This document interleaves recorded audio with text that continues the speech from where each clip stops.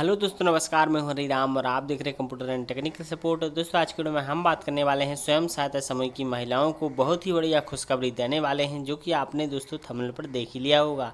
दोस्तों, आरबीआई ने बैंकों को एसएचजी के लिए ऋण प्रक्रिया आसान करने के निर्देश दिए हैं। जी हाँ दोस्तों, अगर आप स्वयं सहायता समूह की महिला हैं, रोजगार से जुड़ना चाहती हैं, सरकार से किसी भी बैंक से लोन लेना चाहती हैं रोजगार के लिए, तो इस वीडियो में महत्वपूर्ण जानकारी हम लेकर आए हैं। क्योंकि अब आपको किसी भी बैंक से ऋण लेने में किसी प्रकार की बाधा नहीं आएगी। इसके बारे में पूरी जानकारी जानने के लिए वीडियो को एंड तक देखें और चैनल पर नए आए थे तो चैनल को सब्सक्राइब जरूर कर लें। दोस्तों, आप सभी को इस जानकारी का पूरा महत्वपूर्ण अपडेट बताने के लिए मैं आ गया हूं एक वेबसाइट पर, जो कि आप देख पा रहे हैं। आरबीआई ने बैंकों को एसएचजी के लिए ऋण प्रक्रिया आसान करने का निर्देश दिया। भारतीय रिजर्व बैंक ने सोमवार को सभी बैंकों को स्वयं सहायता समूहों के लिए ऋण की प्रक्रिया आसान बनाने और इसके लिए अपनी अपनी शाखाओं को प्रोत्साहित करने का निर्देशित दिया है।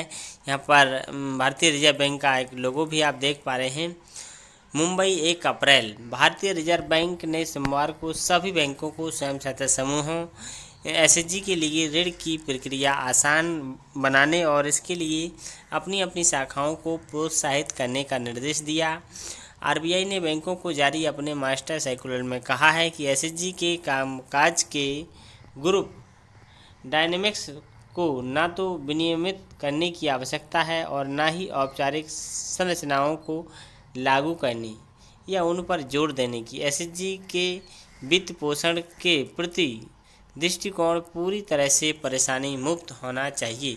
इसमें उपव्यय भी शामिल हो सकते हैं। तदनुसार बैंकिंग क्षेत्र के आसान एसएचजी के प्रभावी लिंकेज को सक्षम करने के लिए दिशा निर्देश का पालन किया जाना चाहिए।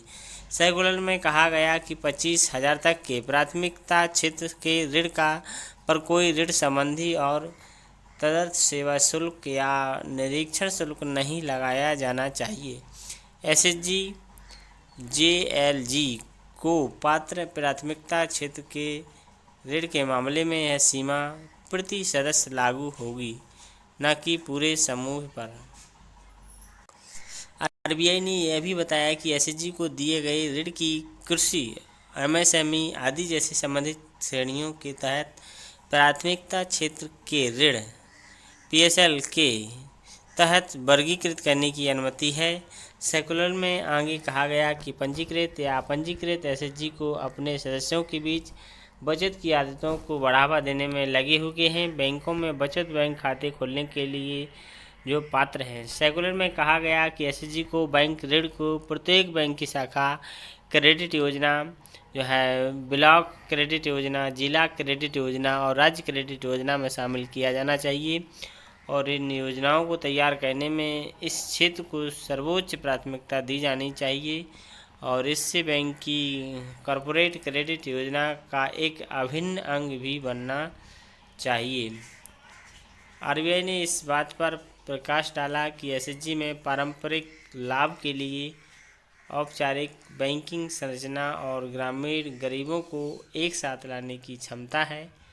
लिंकेज परियोजना के प्रभाव का आकलन करने के लिए कुछ राज्यों में नाबार्ड द्वारा किए गए अध्ययनों से एसएचजी की ऋण मात्रा में वृद्धि और गैर आय सृजन गतिविधियों से सदस्यों के ऋण पैटर्न्स में एक निश्चित बदलाव जैसी उत्साहजनक और सकारात्मक विशेषताएं सामने आई हैं।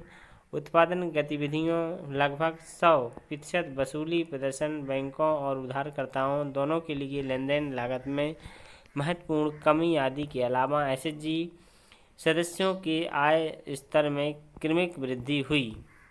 लिंकेज परियोजनाओं में एक और महत्वपूर्ण विशेषता यह देखी गई कि बैंकों से जुड़े लगभग 85% समूह विशेष रूप से महिलाओं द्वारा बनाए गए थे। तो दोस्तों, इस तरह से सरकार ने महिलाओं के देखते हुए स्वयं सहायता समूह की महिलाओं का आत्मनिर्भरता की ओर बढ़ते हुए देखकर आरबीआई ने यह निर्देश दिया है सभी बैंकों को कि जो भी स्वयं सहायता समूह लोन लेना चाहते हैं उनकी जो प्रक्रिया है बिल्कुल सरल कर दी जाए, ताकि समूह की महिलाओं को किसी भी तरह के लोन लेने में दिक्कत ना हो। तो अगर आपको भी किसी बैंक से लोन लेना है, समूह से जुड़ी हैं तो ले सकती हैं। अगर कोई इसमें दिक्कत आती है तो आप अपने ऊपर जो अधिकारी हैं उनसे शिकायत कर सकते हैं, और इससे आपका लोन जल्दी से जल्दी सरकार प्रोवाइड कराएगी और आप स्वरोजगार से जुड़ सकती हैं। मिलते हैं नेक्स्ट वीडियो में, तब तक के लिए जय हिंद, नमस्कार।